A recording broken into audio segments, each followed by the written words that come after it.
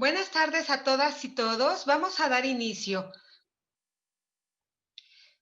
La violencia no es fuerza, sino debilidad. Nunca podrá crear cosa alguna, solamente la destruirá. Benedetto Croce, 1866-1952, historiador humanista y filósofo italiano. Buenas tardes a quienes nos acompañan este día, 12 de octubre de 2020. Sean bienvenidos a este espacio de diálogo y conocimiento que la Universidad Autónoma Metropolitana Unidad Coajimalpa ha impulsado ahora en este escenario digital. Desde 1929, México conmemora un evento trascendental en la historia de la humanidad, la llegada en 1492 de Cristóbal Colón a este hermoso continente. Nombrado en México como Día de la Raza, en España Día de la Fiesta Nacional y en Chile y Perú como Día del Encuentro de dos Mundos, esta fecha nos invita a reflexionar sobre un asunto esencial de nuestra humanidad, la diversidad y el reconocimiento del otro. Octubre también es un mes particular en el mundo laboral. Fue en octubre de 1919 que se desarrolló la primera Conferencia Internacional de Trabajo en un ambiente de gran esperanza por el compromiso de gobiernos, empresarios y trabajadores en la construcción de mejores futuros, encaminados a la construcción de la paz social. A más de 100 años de este evento, ahora frente a la emergencia sanitaria provocada por el COVID-19, es imperante reconocer la diversidad de la humanidad como condición indispensable en la construcción de ambientes laborables libres de violencia. El cuerpo académico Derecho, Administración e Instituciones del Departamento de Estudios Institucionales de la Dirección de Ciencias Sociales y Humanidades agradece su asistencia al webinar Trabajo y Género en tiempos de COVID-19, nuevos desafíos en la construcción de la igualdad en el trabajo. La segunda sesión de 3, destinada al tema Ambientes laborales libres de violencia. Estos encuentros son resultado de una colaboración con la Secretaría de Trabajo y Fomento al Empleo de la Ciudad de México. El día de hoy tenemos el placer de contar con la participación de dos personas de excepcional sensibilidad y experiencia en la atención de la violencia en el mundo laboral. Nos acompaña el maestro Armando Ocampo Zambrano, licenciado en Derecho por la Universidad Nacional Autónoma de México, con grado de maestro en Derecho por la Universidad Panamericana, catedrático del TEC de Monterrey en las materias de amparo, Derecho procesal, civil y administrativo. También ha sido consultor, asesor y litigante privado en sociedad civil y colectivos por más de 20 años en derechos de amparo, derechos humanos, derechos de familia y penal, como respecto a la asistencia, asesoría, representación y reparación integral a personas, grupos y colectivos víctimas del delito y por violaciones a derechos humanos. Especializa en aspectos de discriminación, salud, inclusión laboral en la población LGBTTIQ, en violencia contra las mujeres como transversalmente en demás grupos de atención prioritarios. Actualmente funge como comisionado ejecutivo de atención a víctimas en la Ciudad de México, nombrado por la doctora Claudia Sheinbaum Pardo, jefa de gobierno de la Ciudad de México. Gracias, maestro, por aceptar a participar. También nos acompaña la licenciada María de Lourdes Lezama, subprocuradora de Atención a Mujeres de la Procuraduría de la Defensa del Trabajo de la Secretaría del Trabajo y Fomento del Empleo de la Ciudad de México. Ella es licenciada en Derecho por la Universidad Nacional Autónoma de México, mediadora privada por parte del Tribunal Superior de Justicia del Distrito Federal. Ha tomado cursos en materia de prevención y atención de acoso y hostigamiento sexual y laboral, equidad de género y no discriminación, así como de argumentación jurídica, evaluación del desempeño y competencias directivas. Cuenta con amplia experiencia en la administración pública, destacando su desempeño como responsable de la aplicación del protocolo para prevenir, atender y sancionar el hostigamiento y acoso sexual o laboral en el Instituto Nacional Electoral. Además, la licenciada Lezama ha sido el vínculo de colaboración interinstitucional para la realización de estos encuentros. Gracias por estar en este espacio. Me gustaría invitar al doctor José Luis San Pedro, el jefe de Departamento de Estudios Institucionales, si le gustaría dar algunas palabras de introducción a manera de apertura para este evento. ¿Está el doctor San Pedro? Muchas gracias, Esther. Pues nuevamente felicitaciones a todo el cuerpo académico, a las colegas que se han empeñado en esta ardua tarea de realizar los seminarios continuamente. Llevamos 4 semanas, ¿cierto? Sí. En continuo trabajo. Muchas felicitaciones. Y bueno, a los panelistas también ya he tenido el gusto de escuchar a la gran pues, especialista Lourdes Lazama. Bienvenida nuevamente. Ahora tenemos al maestro Armando Campo. Pues bienvenido nuevamente. Esperemos que sea el inicio de una relación muy fructífera con los colegas, las colegas del departamento, del cuerpo académico en particular. Y pues los dejo, no me resta más que desearles una fructífera discusión, tanto en el campo empírico como teórico, que seguramente, y así ha sido en los últimos días. Pues Muchas adelante, gracias. muchas gracias. Muchas gracias. Bueno, pues me voy a permitir, a manera de enmarcar el tema, solamente mencionar unos pequeños párrafos introductorios, porque lo más importante no es que me escuchen a mí, sino escuchar a estos grandes especialistas. Lo voy a hacer lo más rápido posible. Para la Organización Internacional del Trabajo, la paz social está estrechamente vinculada con el mundo del trabajo. En sus orígenes se reconoció que existen condiciones de trabajo que entrañan tal grado de injusticia, miseria y privaciones para gran número de seres humanos que resultaba ser inaceptable y su atención en aquella época era urgente. Ahora, en el año 2020, el mundo del trabajo enfrenta nuevos desafíos derivados de las transformaciones de nuestro mundo.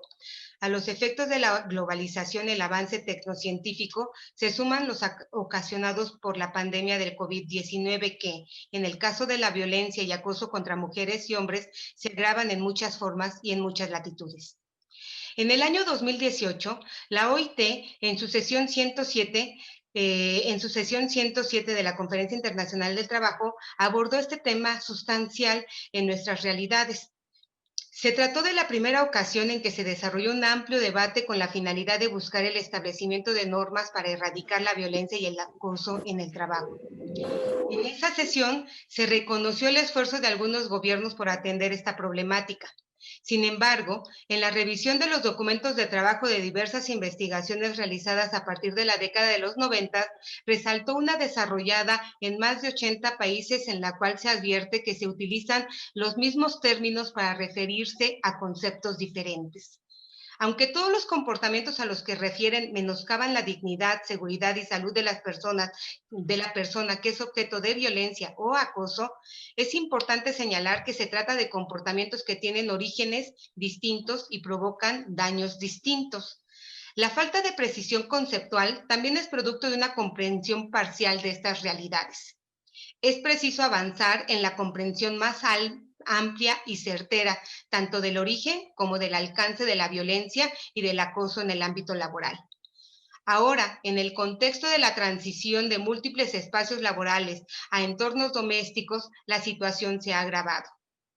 Para esto, yo me voy a permitir invitar a toda la audiencia que nos acompañen en la reflexión de unas preguntas orientativas que estarán abordadas por nuestros panelistas.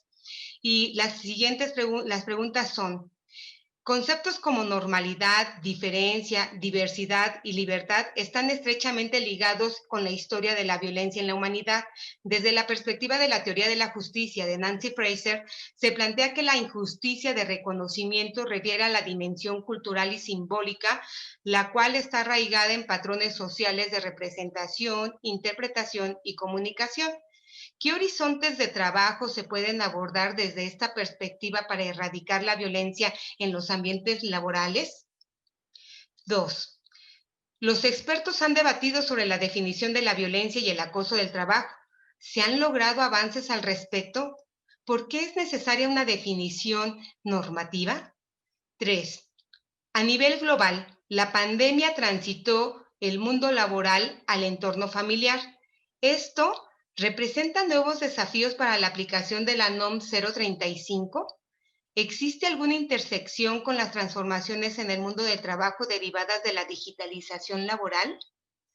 Y 4, ¿cuál es la importancia de abordar estos temas en el contexto de la formación universitaria, donde los futuros profesionistas van a construir tejido social en su mundo laboral?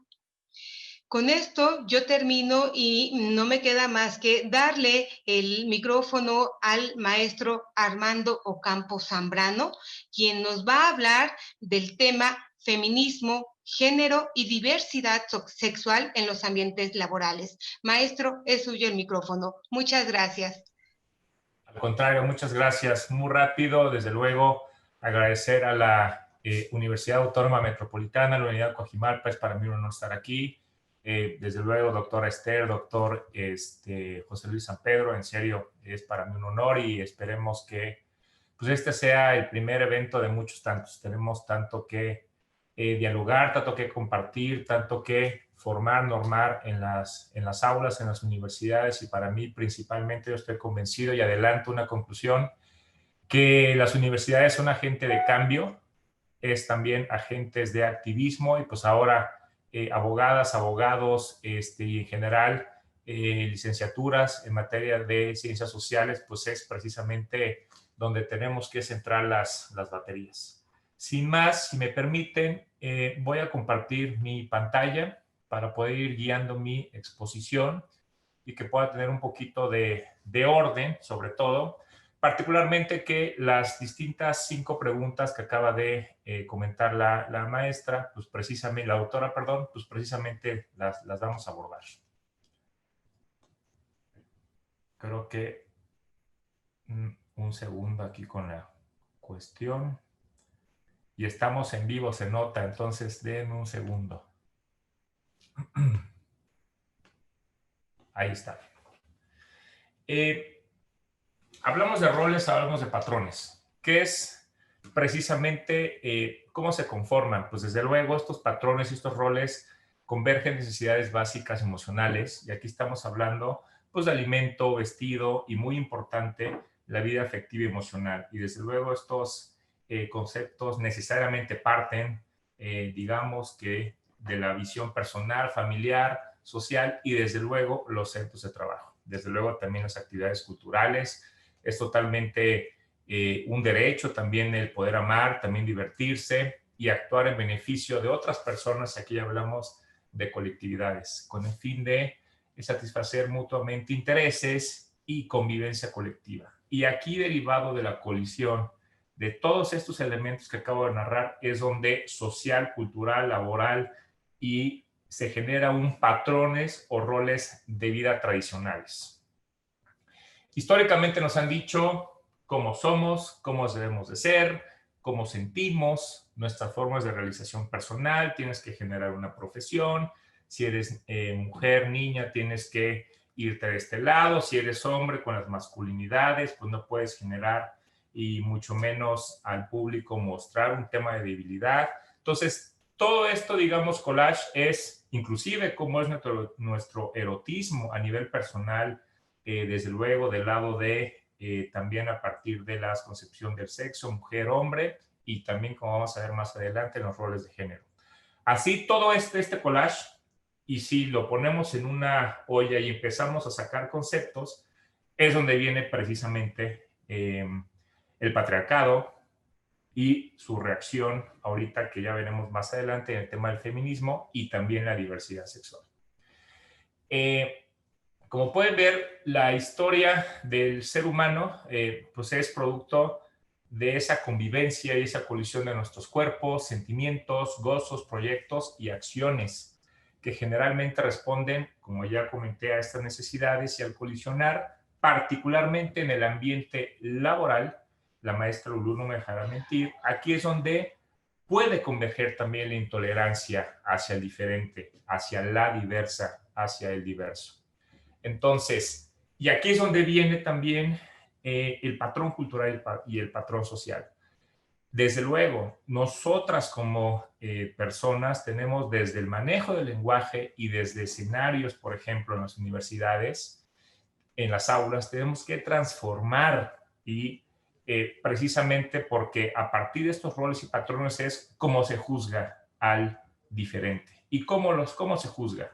Hemos escuchado, yo en lo personal he sido también víctima de esas violencias, en el que si eres diferente desde una perspectiva de orientación sexual, en un patrón o de identidad o expresión de género, pues entonces ya entras a la cajita, pues de que eres una persona inferior en materia de derechos. Hoy en día se está todavía discutiendo el tema de las infancias trans, y aquí vienen las cuestiones más agresivas en un patrón de violencia en el que se habla de inadaptaciones o inclusive patrones supuestos de enfermedad, lo cual nada más infundado. Entonces, estos temas, insisto, forman parte de uno de tantos problemas de toda formación social que en los tiempos actuales, ya adelantaba la doctora Esther, se acentúan desde luego en el trabajo. Entonces, lo femenino y lo masculino en nuestra sociedad, ¿qué indica? No solo cómo debe ser una mujer, cómo debe ser un hombre, sino ahora actualmente tenemos que empezar a abrir también nuestra concepción, ¿no? En cuanto a ya precisamente a ver conceptos de autoadscripción en materia de género, pero ya no desde la perspectiva tradicional y, si me permiten, pues histórica, ¿no? Basada en una situación genitalizante o biológica, sino que ahora ya hablamos precisamente de patrones o roles de género, pero como una construcción social, en una, digamos, apartándonos de esa visión tradicional genitalizada o biológica.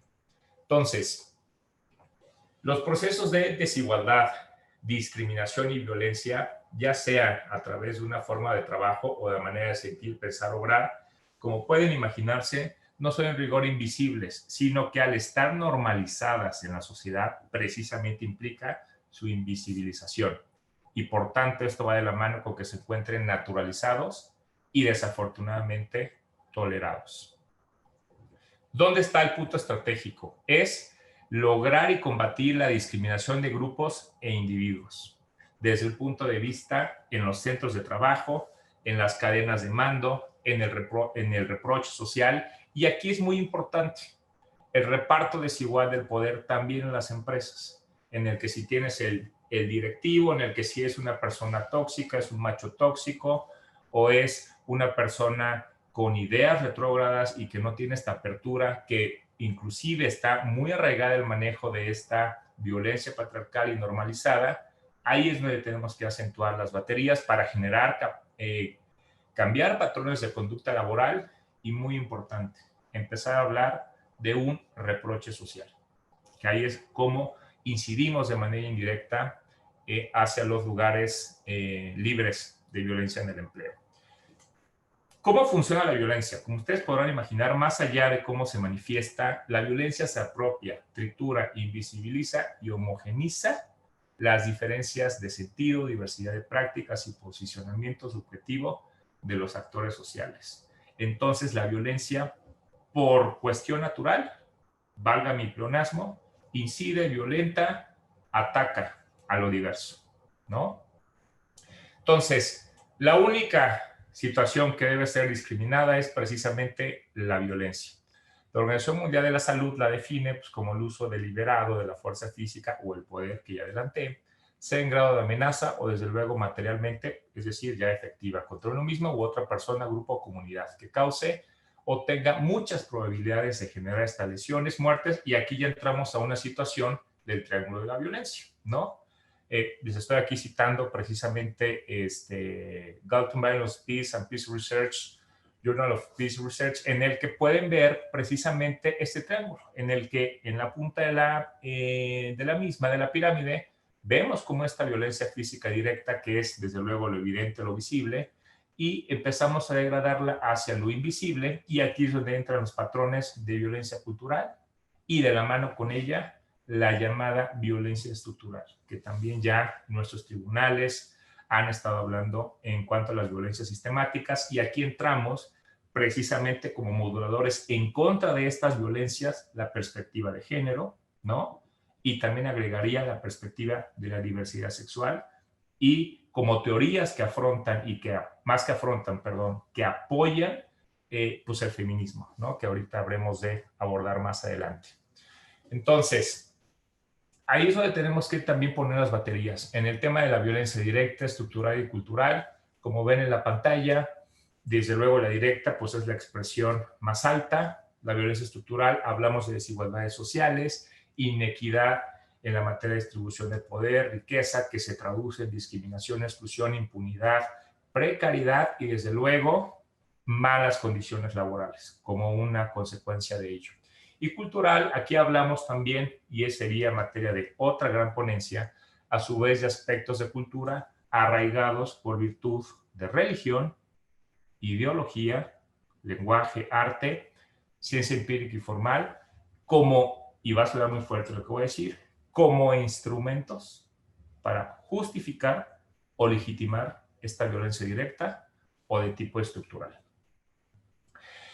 El poder en sí mismo es una manifestación de esta violencia que se traduce en esta capacidad para hacer actuar. Se ejerce un poder real respecto de otra cuando puede obligar a hacer lo que desea. Sobra decir, es evidente que en el ambiente laboral el capital, históricamente no es algo nuevo, genera este poder por ese solo hecho de que tiene una ventaja históricamente en esta situación de opresión en yuxtaposición pues, al trabajo, ¿no? Entonces, podemos hablar de este poder simbólico en los ambientes laborales, desde luego, al margen de la pirámide que ya acabo de explicar y su manifestación dependiendo, digamos, el violentómetro. Entonces, hablando de un escenario de trabajo, aquí es donde precisamente se acentúan también estas violencias cuando empezamos a hablar de identidad y expresión de género, orientación sexual. ¿Y qué son estos conceptos? Muy rápido. Y aquí digamos que, como pueden ver, esta imagen es muy sencillo explicarlo. La identidad de género es internamente cómo la persona se autodescribe, me siento hombre, me siento mujer. Y al hablar de orientación sexual, aquí hablamos ya de la correspondencia erótico-afectiva hacia, literal, quién te gusta, ¿no? En este aspecto.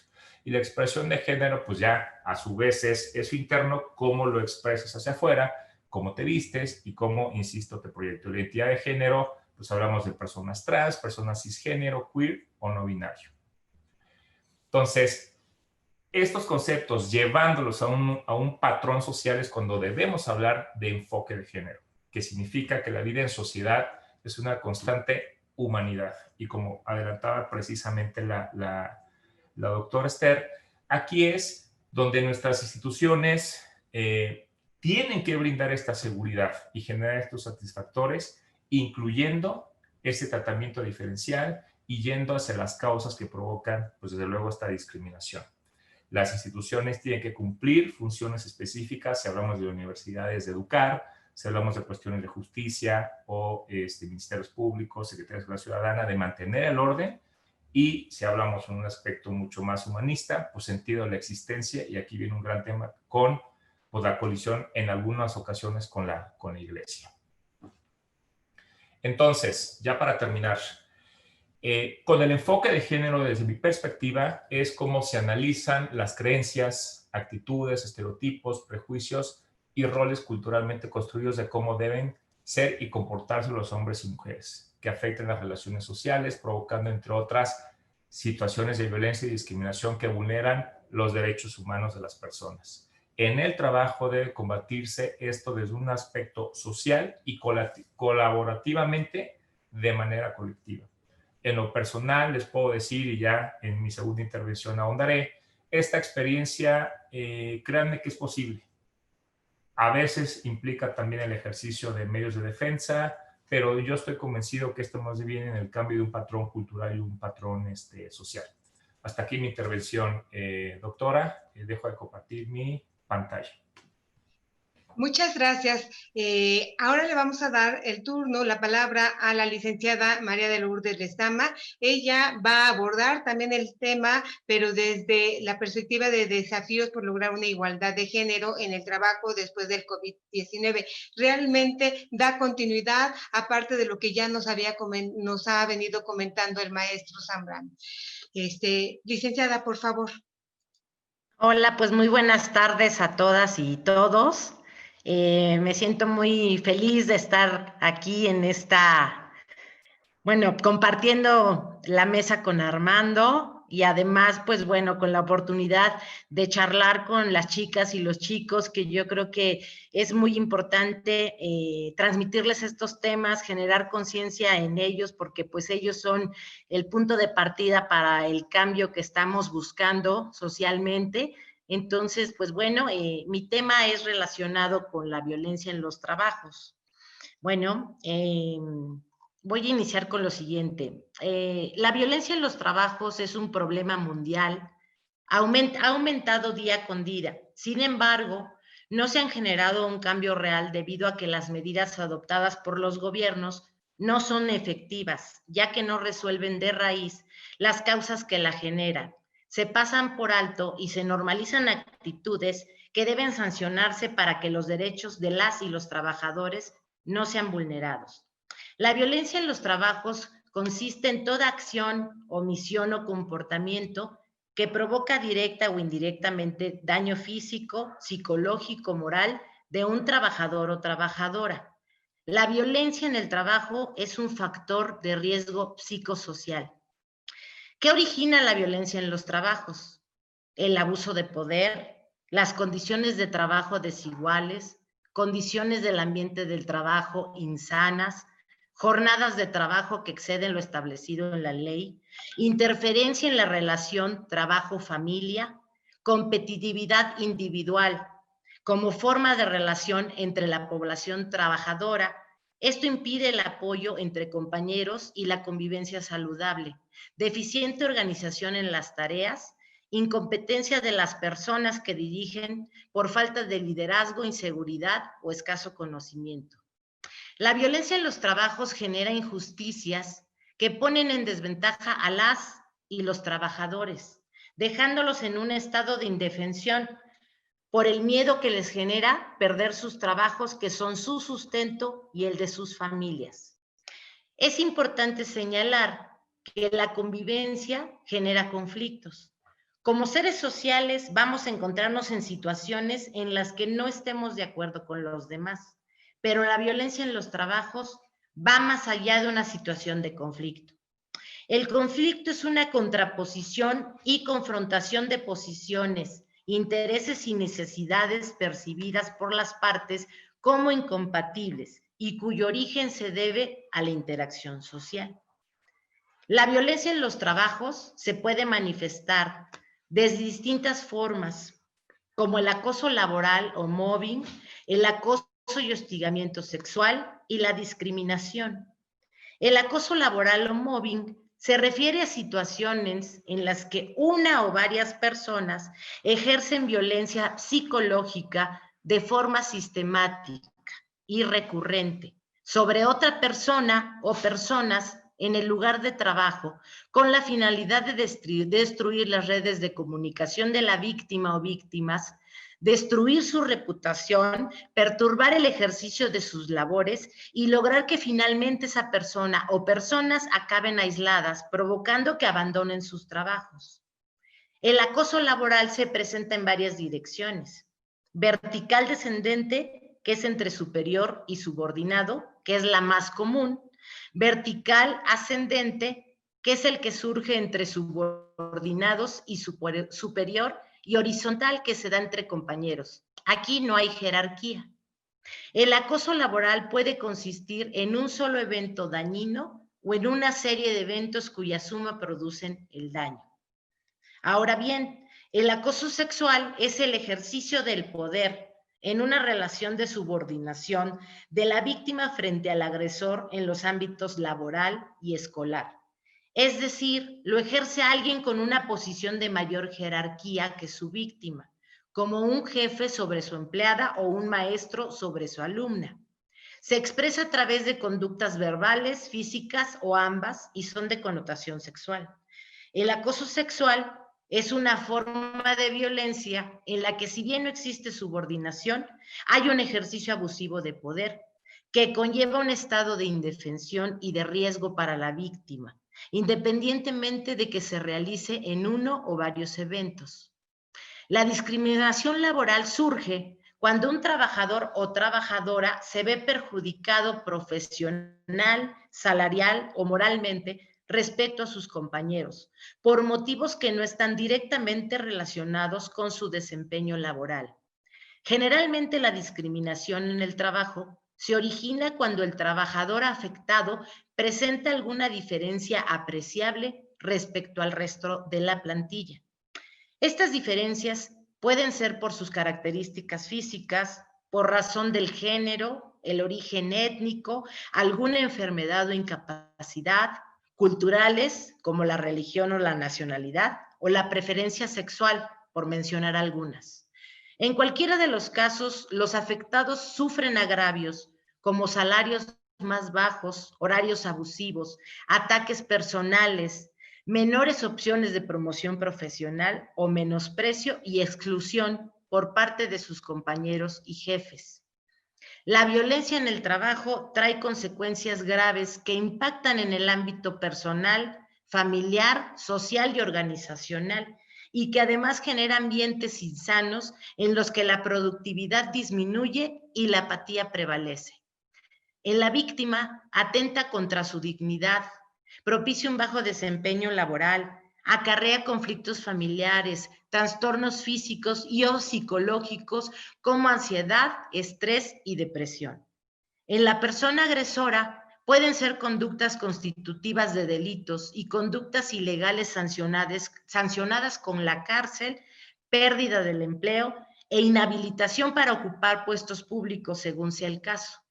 En el ámbito organizacional, las principales consecuencias son la disminución de productividad, compromiso y motivación, ausentismo por enfermedad, insatisfacción en el trabajo, mayor rotación del personal, ganas de dejar su puesto de trabajo, costos de producción más elevados y reducción forzada de la jornada laboral.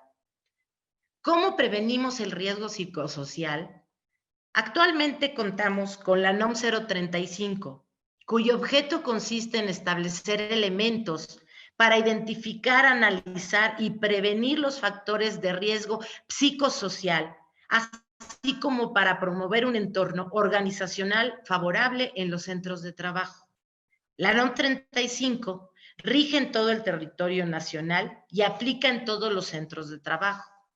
Las disposiciones de esta norma aplican de acuerdo al número de trabajadores que laboran en el centro de trabajo. Es importante resaltar que la norma considera la evaluación de las condiciones en las que se desarrollan las actividades, esto es, ambiente y condiciones de la organización. En ningún caso se evalúa el estrés en el trabajador o su perfil psicológico. La norma no cuenta con instrumentos para identificar o evaluar enfermedades mentales. Está fuera de su alcance. Las acciones que pueden implementar las organizaciones de trabajo para prevenir y disminuir el riesgo psicosocial son algunas de las que voy a mencionar a continuación. Cambiar las estrategias empresariales hacia una organización del trabajo más equitativa y democrática.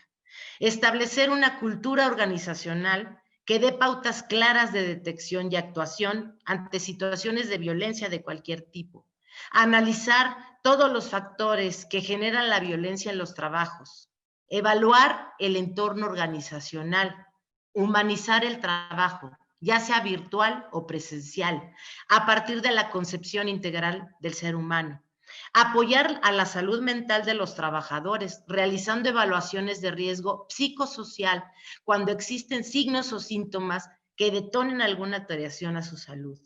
Establecer mecanismos que fomenten el bienestar de las y los trabajadores para que mejore el entorno laboral y propicien el respeto de los derechos humanos en el ámbito laboral. Es indudable que la capacitación, la difusión, la proporción de información a las y los trabajadores sobre estos temas también genera un cambio importante. Llevar un registro de resultados de la identificación y análisis de los factores de riesgo psicosocial, de las evaluaciones del entorno organizacional, de las medidas de control adoptadas y de los trabajadores a los que se le practicó exámenes médicos. Fomentar una cultura de respeto a la libertad, igualdad y dignidad de las personas, y en particular una cultura institucional y organizacional de la no violencia laboral. Fomentar una cultura de denuncia de estas conductas también es un paso fundamental. Cuando las personas se sienten conectadas con su organización y comparten sus objetivos, son la mejor imagen de un colectivo laboral, ya sea privado o público. Así que la responsabilidad de los líderes es crear los medios para que la gente crezca comprometida y satisfecha. El éxito de cualquier organización radica en permitir a las personas realizar su trabajo en condiciones dignas y libres de violencia. La participación de las instancias públicas es fundamental. Sin embargo, la construcción de un nuevo contexto laboral depende de las y los trabajadores, así como de los empleadores. No seamos sujetos pasivos, humanicemos el trabajo para lograr un desarrollo mundial a través de la reafirmación de los valores esenciales y universales que concentran aspiraciones comunes de toda la humanidad. Que el discurso genere acciones. Seamos parte de este cambio. Es urgente, ya que continuar como hasta ahora lo hemos hecho no permitirá que evolucionemos como sociedad y seguiremos en un mundo de violencia, discriminación, injusticia y pobreza, no solo económica, sino interior, que es la que más pesa. Muchas gracias. Muchísimas gracias, Lulú. Miren, realmente una gran cantidad de puntos por hacer al interior de las organizaciones de cualquier tipo, no solamente en el ámbito laboral, sino en el ámbito universitario, escolar y demás. Y aquí, por ejemplo, surge una de las cosas más importantes, que es cómo iniciar este cambio cultural profundo partiendo del reconocimiento de la diversidad para la construcción de una colectividad que tiene que ver con parte de lo que ya nos hablaba el maestro Armando y lo que tú dices, Lulú, acerca de fomentar una colectividad. Ahorita, en lo que ya van llegando las preguntas, me gustaría, si tú tienes algo más que agregar, Lulú, o le damos la voz a el maestro Armando Ocampo.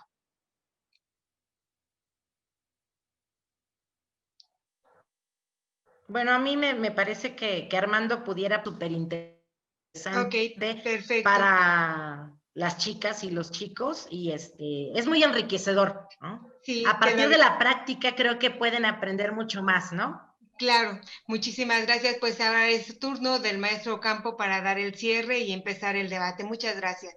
Al contrario, muchas gracias a ambas.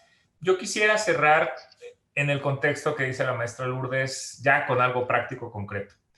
Yo les puedo narrar muy rápido mi experiencia personal y profesional, en el que fui víctima precisamente de discriminación por orientación sexual, por homofobia, en el cual pues colaboré en un despacho de abogados y contadores, ya lo puedo decir porque pues ya es cosa juzgada, la firma legal Chever Ruiz Amarripa, en la cual pues tras una carrera exitosa, pues bueno, todo era normalizado, ¿no? Mientras su servidor mantuviera el rol de abogado, firma conservadora, pues en el que no pueda haber un socio abiertamente homosexual, pues precisamente cuando sales y colisionas y te enfrentas a estos patrones y roles de género y de diversidad sexual, pues esto desde luego generó pues una exclusión, hubo litigio y por no hacerles el cuento largo, fue el primer presidente nacional de homofobia y discriminación en el ambiente de trabajo por orientación sexual. Desde el dato lo resolvió el séptimo tribunal colegiado en materia administrativa, es el amparo directo 10/2019 y el DA 764/2018, en el que en términos generales se habla de lo que Lulú y su servidor ha comentado, de estos roles, de estos patrones, estos estereotipos, ¿no? En el que, ¿se acuerdan que hablábamos de la pirámide de, pues, el violentómetro, hasta bajar a una violencia estructural y una violencia cultural? Inclusive esta violencia, si me permite el comentario, pues ahí oculta, ¿no? En el que pues si eras normal, si seguías el patrón, pues ahí está el empleo. A partir del momento en que anuncio que me iba a casar con mi actual esposo es donde vino pues la exclusión, el despido, la violencia económica y desde luego todo este tema de acoso que acaba Lulú de precisarles. Al principio, pues evidentemente, desafortunadamente tuve toda la carga de la prueba, hubo grabaciones en este sentido, y aquí es donde, ¿cómo impactó el sistema? Quien tiene la carga de la prueba es ya no solo el patrón para efectos laborales, sino quien discrimina, quien es el agente victimario. Él es la persona precisamente por una situación disímil, una relación asimétrica de poder, lo que hemos estado comentando, es quien tiene que justificar si la víctima alude discriminación por alguna de las categorías sospechosas del artículo 1 constitucional. ¿Cuáles son? Les invito a las compañeras, a los compañeros, pues estamos hablando de la orientación sexual, identidad, expresión de género y otras situaciones análogas, también desde luego discriminación por raza, por color de piel, y les invito a que lean el artículo 9 de la Ley Federal para Prevenir y Eliminar la Discriminación, en el que se amplía el catálogo de razones específicas de discriminación. Afortunadamente este precedente ya está, ya es un parteaguas en el que se rompe este estricto derecho que muchas veces lo ven ustedes en las aulas. El que afirma está obligado a aprobar y el que niega, pues no. ¿No? ¿Por qué? Porque en todo caso traslada la carga de la prueba.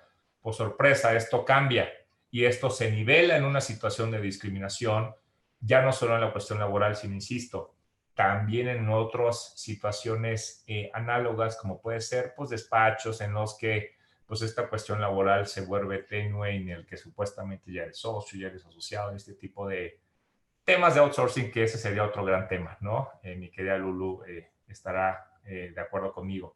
En conclusión, este precedente viene a materializar lo que estamos hablando aquí.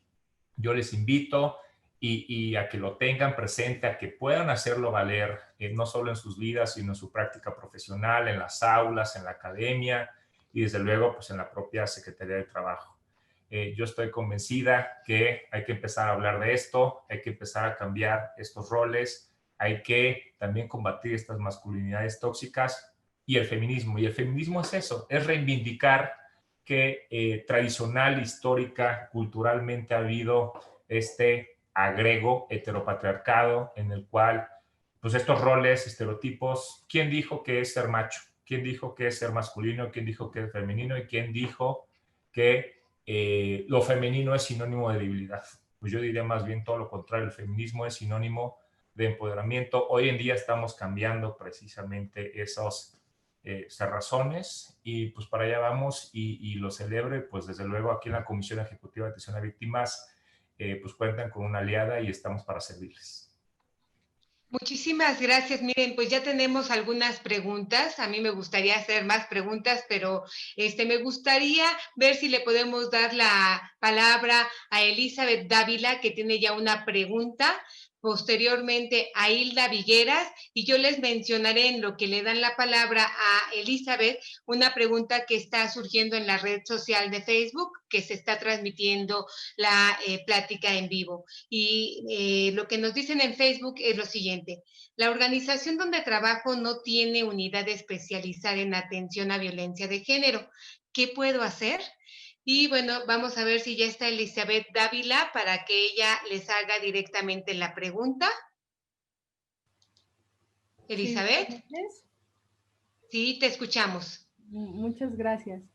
Mi pregunta es, ¿qué estrategias de concientización dentro de una empresa, se pueden aplicar dentro de una empresa en donde la mayoría de los trabajadores son hombres?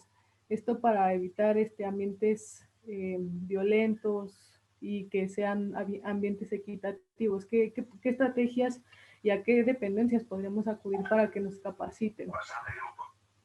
Ok, muchas gracias. Escuchamos una segunda para que en conjunto ustedes respondan, ¿les parece? Y Hilda Vigueras. Hola, buenas tardes a todos. Gracias por la oportunidad de participar.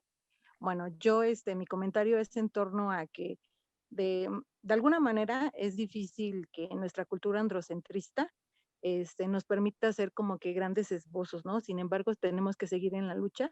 Yo sugeriría la sensibilización. De hecho, yo estoy trabajando un proyecto en relación a todo esto de la equidad de género y de evitar las violencias y de alguna manera trabajando de manera colegiada con algunos compañeros del trabajo. Hemos tornado así como que el proyecto a sensibilizar a la población, llámese género masculino, género femenino, pero en realidad es que hay veces que pareciera que el tope somos verdaderamente las mujeres, porque de alguna manera estamos reproduciendo esa parte de la que nos aqueja, ¿no?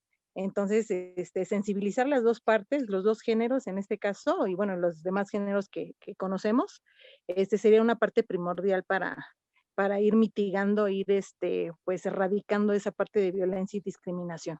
Sería todo, gracias. Gracias. No sé quién quiera atender las preguntas. Armando, Lulú. El género manda, querida Lulú. Adelante, por favor. Ah, ok, está bien, Armando.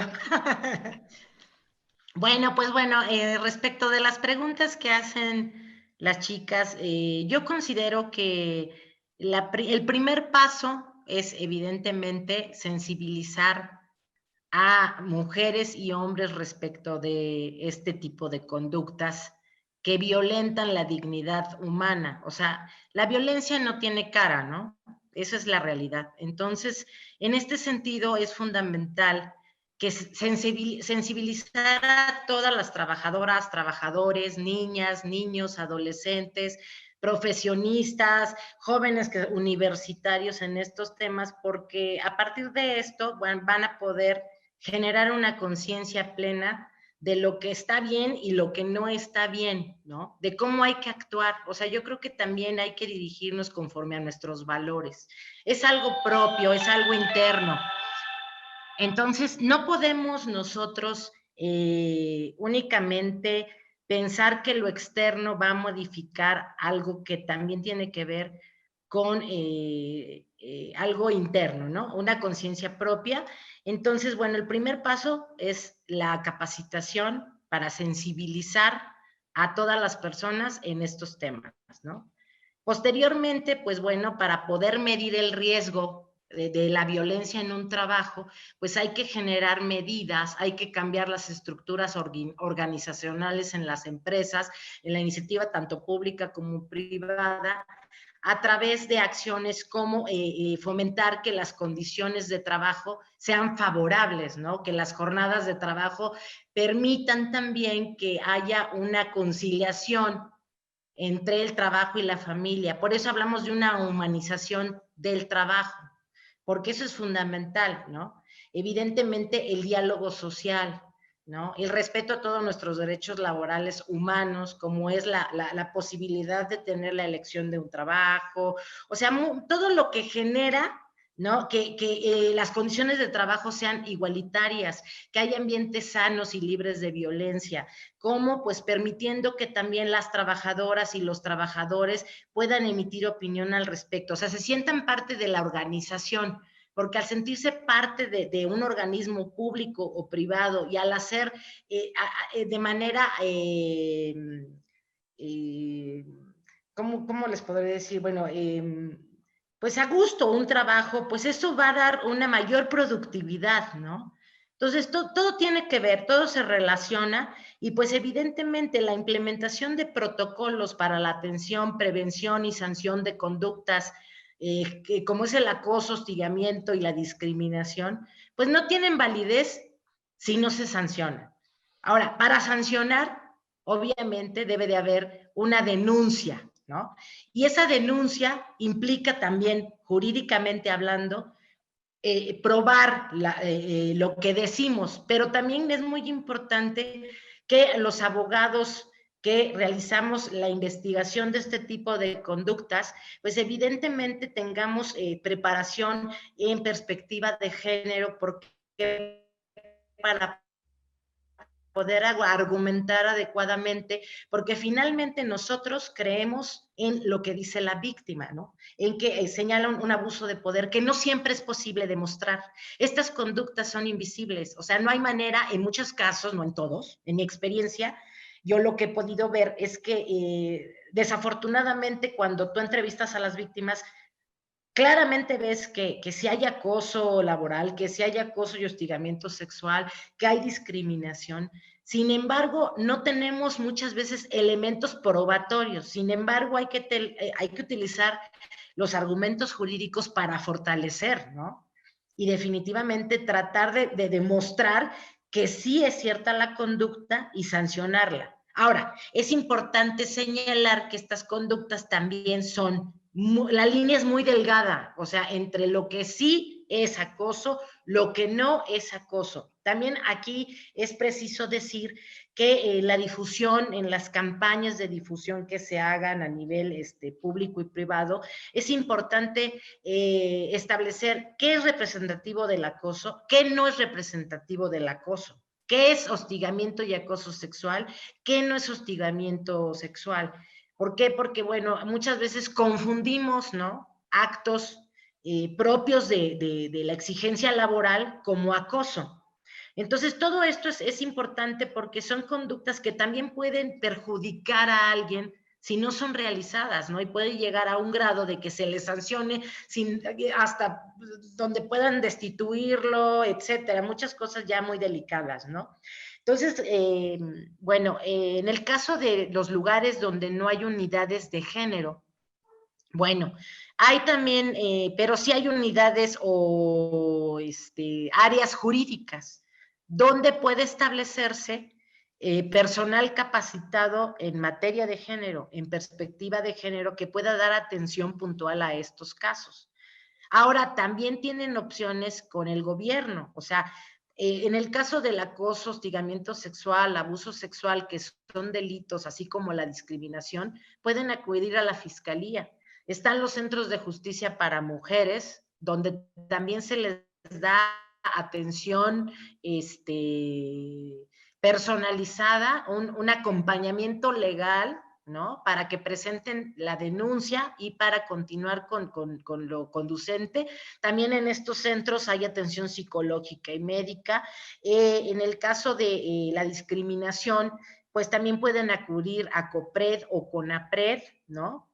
En el caso de la violencia a los derechos de las y los trabajadores desde el punto de vista laboral, pueden acudir a la Procuraduría de la Defensa del Trabajo cuando son vulnerados sus derechos en relación con un despido injustificado, disminución de salario, ¿no? Sin previo aviso, sin consentimiento de las trabajadoras y trabajadores, en el caso de que se suspendan actividades y no se pague su salario, porque a través de nosotros no ejercemos la acción principal en las demandas respecto del acoso laboral, pero sí podemos fortalecer el despido injustificado como consecuencia de este acoso laboral, ¿no? Entonces, eso es importante que puedan conocerlo. También existen las lunas, ¿no? Que estas son unidades de la Secretaría de Mujeres que hay en todas las delegaciones a las que ustedes pueden acudir para denunciar este tipo de delitos, en el caso del acoso, hostigamiento sexual, abuso sexual, discriminación.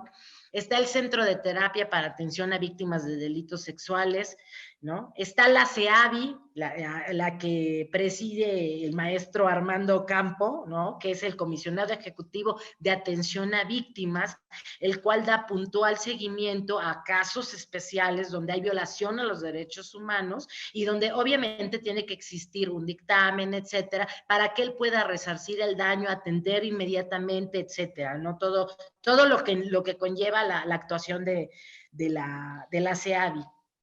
Entonces, bueno, de que hay alternativas, las hay. Entonces, el punto es difundir precisamente, que todas y todos estemos enterados de las oportunidades que tenemos para hacer efectivos nuestros derechos, para no permitir la violencia, que va más allá, ¿no? Entonces, pues bueno, yo las invito a que generemos conciencia, a que pues actuemos conforme a lo que nosotros también queremos, ¿no?, recibir, y que pues basemos nuestra actuación en el respeto primordialmente. Muchas gracias. Mira, ya respondiste la siguiente, que era de Lucho Alcalá, y que refería a cuáles instituciones o dependencias gubernamentales debemos acercarnos en caso de ser víctimas de acoso laboral o discriminación por preferencia sexual o identidad de género. A mí me gustaría que platicaran de algo que acabas de mencionar, Lulú, y que sin duda tiene mucho que ver con la experiencia que tocó el maestro Armando. Señalabas que hay que empezar por la sensibilización hacia las trabajadoras y los trabajadores. Pero la sensibilización no siempre debe de venir de lo exterior. ¿Cómo constituirnos como sujetos proactivos para cambiar nuestra propia realidad, haciendo uso de los derechos que ya tenemos? Y cuando escuchaba al maestro Armando Campo, pues es muy difícil ser punta de lanza para abrir espacios en donde uno reclame pues la igualdad, el derecho a ser diferente, el respeto a lo que uno quiere ser y no quiere ser. Y platico algo que a todas las mujeres nos ha llegado a pasar en algún momento, espero que a muchas no les pase, pero bueno, yo tengo más de 30 años laborando y pasa mucho que hay roles, como comentaba el maestro Campo, hay roles sociales que van transitando de instituciones a instituciones y pues estamos en reuniones de trabajo y las mujeres, por ser mujeres, son las que les toca traer el café, les toca traer esto, y muchas ocasiones como que si esta parte cultural, social que traemos desde nuestras casas, nuestro primer núcleo, que se va reproduciendo en los ambientes escolares hasta llegar a los laborales, pues uno lo ve como normal. ¿Cómo esa normalidad que estamos aceptando la podemos empezar a combatir? Pero no esperemos a que alguien nos sensibilice. ¿Ustedes qué sugerirían a los chicos, las chicas que ahorita los escuchan, que están en un proceso de construcción formativa y que seguramente van a estar al frente de grupos de trabajo para ser sujetos proactivos, no esperar a recibir una formación sensibilizándolos de que a los hombres también les toca ir por el café o que no solamente las mujeres por ser mujeres tienen que derecho a estar en el asiento, ¿no? Porque también los caballeros están cansados. O sea, hay que cambiar una serie de protocolos, de formas de ser. ¿Qué sugerirían para empezar en el mundo universitario, con los chicos y las chicas que los escuchan, a ser estos sujetos proactivos de cambio? Si me permites, doctora Esther Lulú, sí. Yo quisiera, nuevamente, desde mi experiencia personal, tenemos que seguir hablando de esto, como lo estamos haciendo ahorita en las aulas, en las situaciones de empleo también, en los centros de trabajo. No necesitas una gran área de género o inclusive los grandes recursos monetarios, materiales. El poder del lenguaje. Desde luego, también es una cuestión personal el empoderamiento a partir de tener pues, tus fundamentales personales, ¿no? Familiares. Y en la medida en que tú como persona, como mujer, como hombre, como persona homosexual, lesbiana, queer, en el momento en el que proyectas esa seguridad hacia un centro de trabajo, empiezas a ser un agente y rol de cambio. Yo también hablo mucho de los heterosexuales aliados, ¿no? El hecho de que hablemos de esto no por sí mismo te hace una persona gay, no te hace una persona lesbiana o viceversa, ¿no? Yo creo que aquí la invisibilización se combate con el lenguaje, con la cuestión cotidiana diaria y con el reproche social. Ese por un lado, por la cuestión de prevención y en el día a día. Desde luego, Lulú ampliamente y con mucha mayor precisión lo pudo haber hecho que yo, ya explicó los lugares donde se puede generar estas denuncias, ¿no? En el caso de la Comisión de Víctimas, efectivamente, partimos de un dictamen del COPRED, ¿no?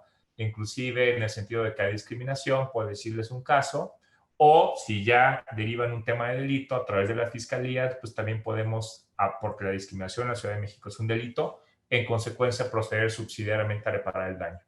Entonces, también veamos que tenemos una excepcional y es una gran persona, una jefa de gobierno en la Ciudad de México, ¿no?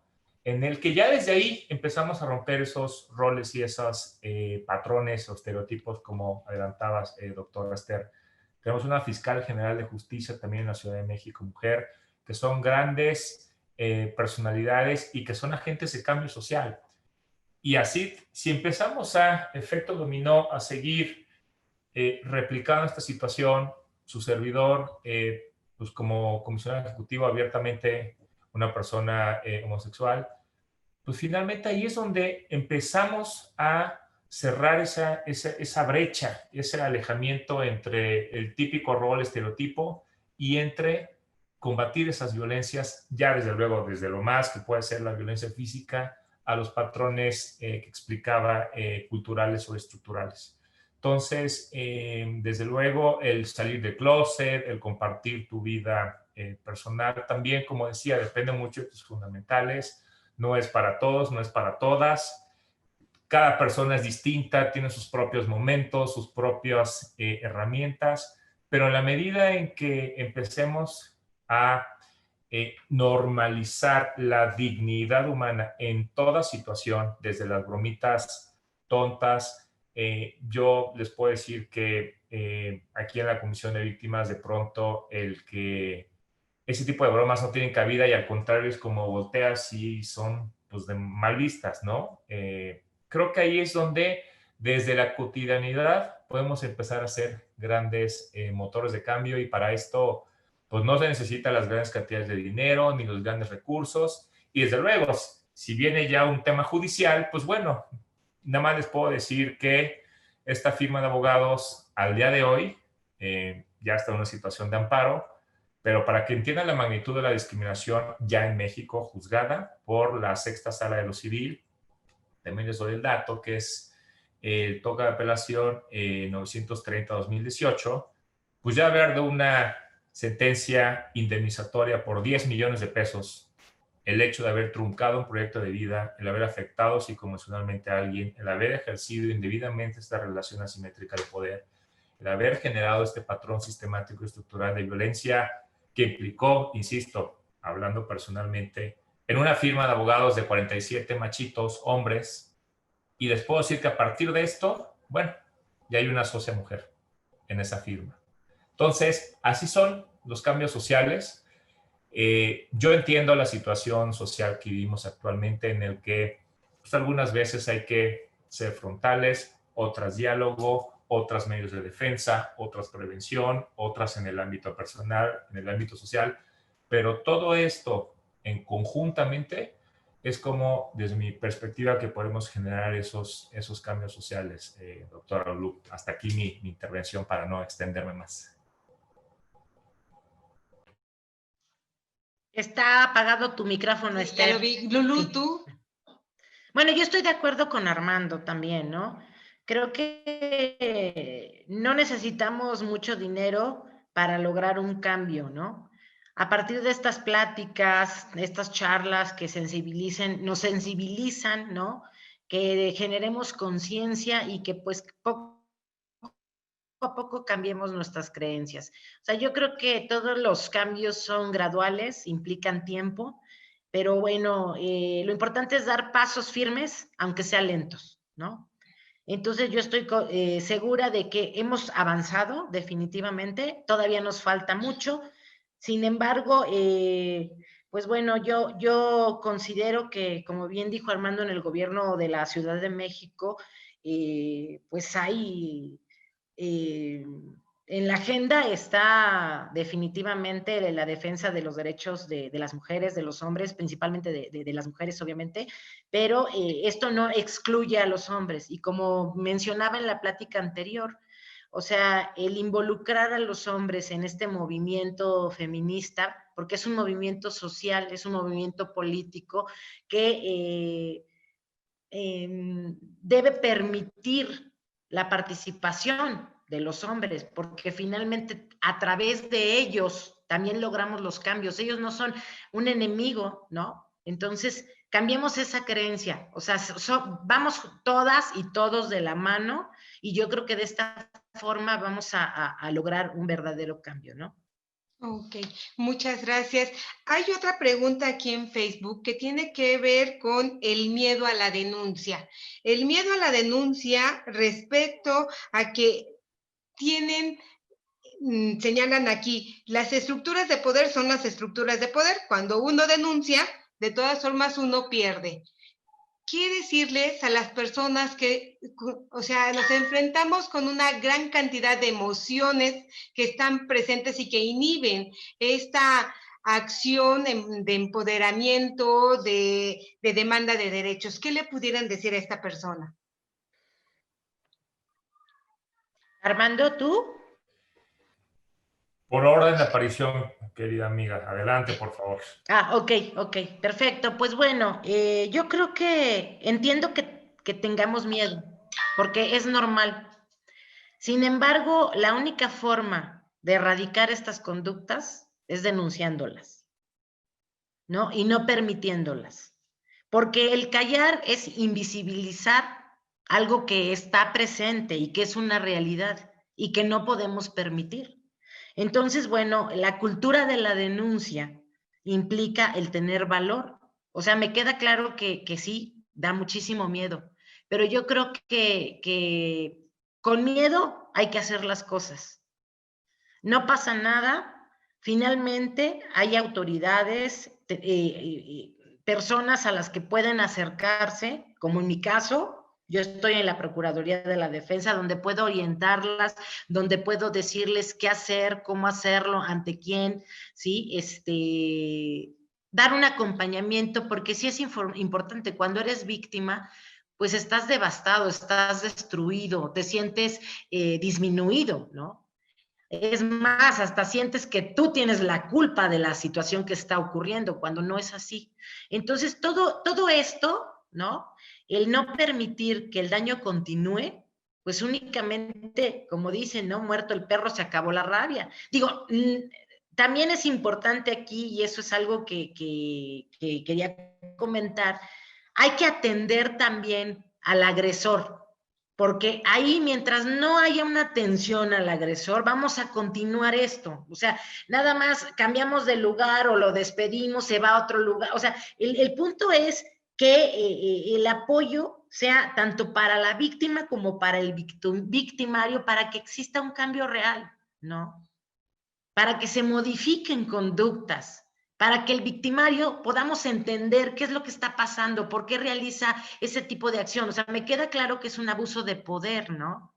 ¿Por qué? Pues porque puede, ¿no? Entonces no lo permitamos. Yo creo que en nuestras manos está erradicar este tipo de conductas o por lo menos disminuirlas. Entonces denunciemos, los invito a denunciar.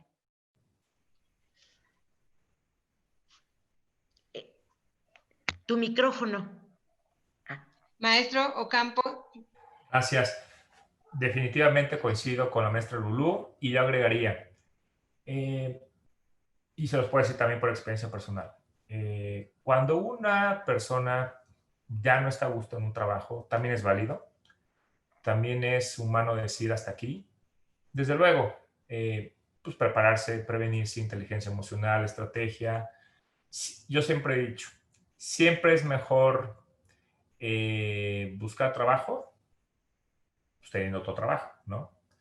Entonces, de tal suerte que una liana te lleva a otra, si me permiten la expresión, y también es válido decir hasta aquí, ¿no? Tenemos necesidades de muchos tipos, desde luego la económica, si hablamos en el seno familiar o personal, pero también está el autocuidado. Nadie debería o está obligado, mucho menos, a soportar y tener que tolerar un tema de violencia, aunque puedo entender porque yo pasé por ese proceso que decía Lulú, el proceso victimal, cuando muchas veces inclusive uno no se autoascribe o se ve como víctima de estos patrones estructurales o culturales estructurales, que son, digamos, esas invisibles, como les digo en esta firma de abogados Chévere y Samarripa, en su momento 47 socios hombres, ninguna mujer. digo, si eso no es misoginia, pues yo no sé qué es, ¿no? Nadie abiertamente homosexual o lesbiana, mucho menos, evidentemente, ya no digas una persona trans, que estamos hablando de la base de la pirámide y desde luego al violentómetro hacia arriba, ¿no?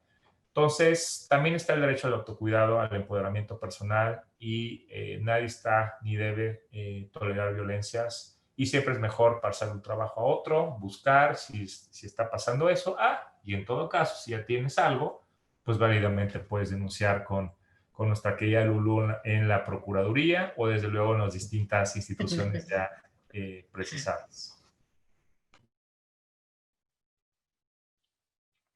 Acaba de llegar una pregunta más. Dice, ¿qué pasa cuando son calumnias en lugar de verdades en una denuncia de acoso? También una denuncia falsa afecta a las personas en su prestigio, en su reconocimiento social. ¿Cómo atender esto? Porque realmente, efectivamente, uno de los mecanismos es la demostración, la réplica de lo que hayan, de lo que comentaban, hay que evidenciar, hay que visibilizar. Pero, por ejemplo, han surgido una gran cantidad de denuncias en diferentes ámbitos institucionales en donde se exponen a las personas sin ninguna prueba. ¿Qué decir ante ello? O sea, se abre un tema de debate muy amplio, ya lo comentaba Lulú hace un momento, hay que tener claridad sobre los eventos, sobre lo que se acusa, sobre ante lo que estamos, pero también ante una situación en donde no estamos preparadas muchas instituciones, organizaciones para enfrentar esto, se abren este tipo de, se pueden presentar este tipo de situaciones. ¿Qué decir frente a ello? ¿Lulú? ¿Yo? Ok. Bueno, sí, efectivamente, mi querida Esther, son conductas muy delgadas. Efectivamente, puede ser una denuncia que no tenga fundamento y que perjudique a alguien sin que exista en realidad. Por eso es importante que antes de iniciar cualquier tipo de procedimiento, ya sea administrativo, penal o de otro tipo, en una empresa, ¿no? En el sector privado, pues se debe de hacer una investigación al respecto, ¿no? Porque antes de poder iniciar un procedimiento, tienes que tener elementos suficientes para iniciarlo y obviamente para, en su caso, sancionar. Hay distintos tipos de sanciones también, ¿no? Desde una multa, amonestación de otro tipo hasta la destitución. Pero bueno, en este sentido, no puedes de manera arbitraria señalar a alguien y decir que es un acosador, ¿no? Porque no tienes la seguridad. Hay que tener las pruebas contundentes para poder ya llegar a un señalamiento de ese tipo, ¿no? Porque sí, efectivamente perjudica la vida privada de cualquier persona, ¿no? Y sería arbitrario, pues bueno, utilizar este tipo de conductas para perjudicar a alguien, aunque evidentemente se utilizan, ¿no? Entonces hay que tener mucha sensibilidad al respecto y pues conocer bien el tema para no incurrir en responsabilidad y no sancionar a alguien que no lo merezca. Así como sancionar a quien sí lo merece, ¿no? Maestro Campo. Sí, totalmente de acuerdo con Lulú. Yo complementaría nada más que, pues bueno, ese hombre, esa mujer, esa persona que presenta una situación de acoso donde no lo es, pues también Lulú no me deja mentir, pues eso, aparte de ser una calumnia, pues también implica ser una persona replicadora de violencia, ¿no? También hay Claro. hombres, mujeres violentas, y esa es una manifestación de violencia que pues ante una acusación infundada, sin elementos, Lulú, siendo la experta, va a dejar mentir, pues eso también implica una rescisión de trabajo para la persona que estaría mintiendo. Desde luego hay que ver cada caso, ¿no? Yo siempre digo que en estos temas hay que tener mucho cuidado, tener mucha sensibilidad, digamos que la experiencia que me ha dado a estos 23 años que llevo analizando este tipo de casos es, la verdad es como el agua, tarde o temprano sale. Se tarda un poquito, se tarda unos meses. Esto es, créanme, lo que la verdad sale como sale. Entonces, también para las empresas y para las instituciones que nos toca ver este tipo de casos, pues siempre es, así que sin discriminar, es con toda reserva, con todo sigilo, con mucho cuidado, porque estamos conscientes que también puede haber acusaciones totalmente fundadas, pero también infundadas, y que la decisión que a veces uno tome pues puede implicar afectaciones de tipo personal, familiar a otras personas que pues igual y no son victimarios y los hacemos víctimas, ¿no? O viceversa. Entonces, yo insistiría que ese tipo de acusaciones generalmente no general, siempre deben ser tomadas con mucho cuidado, con mucha reserva y con mucho sigilo. Pues nosotros vamos a tomarles la palabra, vamos a seguir discutiendo, debatiendo, siendo una comunidad respecto de estos temas, hablarlos para poder reflexionar juntos, y como bien lo señala Lulú, somos todos juntos, hombres, mujeres, independientemente de la decisión sexual, de todo de las libertades que tengan derecho a ejercer sobre su cuerpo, sobre su vida sexual y sobre todo lo que tenga que ver con su vida académica. Nos estamos acercando al final. No sé si el doctor José Luis San Pedro quisiera participar. Muchas gracias, Esther. La verdad es que es un tema que pues trastoca muchos segmentos de la población, un fenómeno que se ha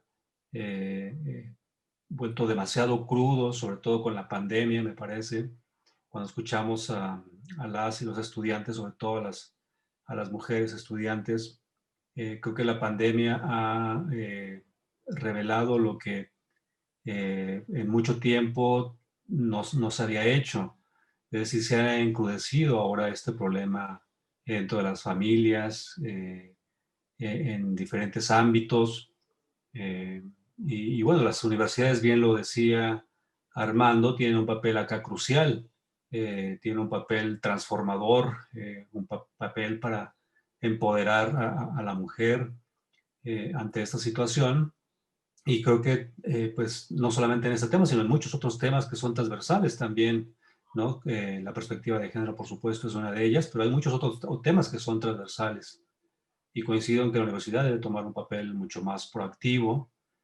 Afortunadamente, la UAM, por lo menos la unidad Coajimalpa, ha empezado a elaborar una serie de talleres para alumnas, alumnos. La próxima semana empezamos con 2 talleres para profesoras y profesores, lo cual pues nos da mucho gusto. Y claro que ha habido casos también, habrán escuchado tal vez en los medios, hubo un tendedero a principios de año, y pues eso obliga de alguna manera a las instituciones como la UAM a poner cartas en el asunto y a establecer agendas para el corto y mediano plazo. Y creo que todas las universidades de alguna manera han hecho algún esfuerzo, en algunos casos, pues obligado, como no sé si en la UAM fue obligado, pero sí el tendedero apresuró, ¿no? El desarrollo de este tipo de actividades con alumnas y alumnos. Y pues me da mucho gusto que ahora también haya talleres para profesoras y profesores que muy pronto iniciarán. Y pues es un tema con el cual estamos viviendo, padeciendo de alguna manera, ¿no? Los que tenemos, pues, familia, amigas, esposas, hijas, sabemos que es una situación muy complicada la que estamos viviendo socialmente, en México particularmente, en el mundo por supuesto, pero en México particularmente. Eh, y aunque hay una fuerte, digamos, intención desde la política pública, pues parece que no alcanzan, ¿no? Los recursos, los programas, es decir, parece que no son suficientes. Necesita un trabajo mucho más colectivo desde abajo, ¿no? Con trabajo que venga desde, pues, desde las familias, desde los colectivos, las propias comunidades, los grupos, en fin, me parece que acá, para cerrar pinza, pues, sobre este tema particular, hace falta mucho trabajo en otros ámbitos, ¿no? Particularmente, pues, obviamente en casa, pero también en la universidad, un espacio, digamos, de convivencia natural para muchas, sobre todo aquellos que tienen oportunidad de ir a la universidad, pues es un espacio, digamos, donde se debe de poner mucha atención a este tema. Y coincido en que una forma de ir empoderando a las mujeres es con la capacitación y también me parece con la sensibilización, porque a la medida que nosotros como profesores o profesoras seamos sensibles a las situaciones, vamos dándoles también cierto nivel de confianza y al final, pues, cierto nivel de empoderamiento, ¿no? Y bueno, la dejo acá. Muchas gracias, Lourdes, muchas gracias, Armando. Seguramente es un tema que, pues, vamos a seguir no solamente discutiendo conceptualmente, sino también reflexionando de los casos prácticos. Me da mucho gusto escuchar el caso de Armando. Creo que eso nos da una ventana muy amplia, ¿no? Para repensarnos nosotros mismos como individuos, sea como mujer, hombre o cualquier otro género. Creo que ilustra mucho y son ejemplos, ¿no? que podemos retomar para ir pensando los nuevos rumbos que deben tomar, en particular las organizaciones, tanto privadas y, bueno, en nuestro caso, públicas, ¿no? Que pues también tenemos un ejercicio ahí pendiente todavía que empezamos a realizar, pero me parece que todavía hay mucho camino por delante que tenemos que apresurar, porque la realidad nos rebasó ya desde hace tiempo y creo que tenemos que poner mucho más esfuerzo para poder, pues, resarcir muchos de los daños que se han generado. Muchas gracias a ambos, colegas organizadoras, muchísimas gracias. Y pues seguimos.